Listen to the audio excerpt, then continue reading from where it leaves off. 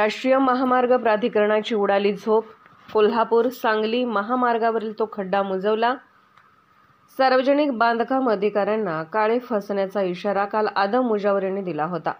अन्वेषण लाईव्ह न्यूजने आदम मुजावर यांनी दिलेल्या इशाऱ्यासह जयसिंगपूर शहरातील कोल्हापूर सांगली महामार्गावर पडलेल्या खड्ड्याबाबत वृत्त प्रसिद्ध केले होते। या वृत्ताने लोकप्रतिनिधींसह प्रशासनाला जाग आले। सागर मदनाईक यांनी युद्धपातळीवर राष्ट्रीय महामार्ग प्राधिकरणाशी संपर्क साधून हा खड्डा तातडीने मुजवण्यास भाग पाडले।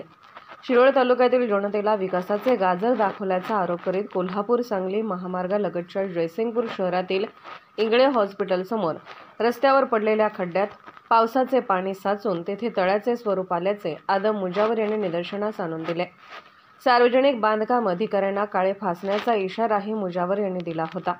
तालुक्यात अमुक कामासाठी अमुक निधी आल्याच्या वृत्ताची रेलचेल केल्याचे आणि आता प्रत्यक्ष पावसाळा सुरू झाला असून रस्त्यावरचे पाणी आणि तेही कोल्हापूर सांगली महामार्गावरचे निचरा होत नसल्याचे चित्र प्रसिद्ध केले होते।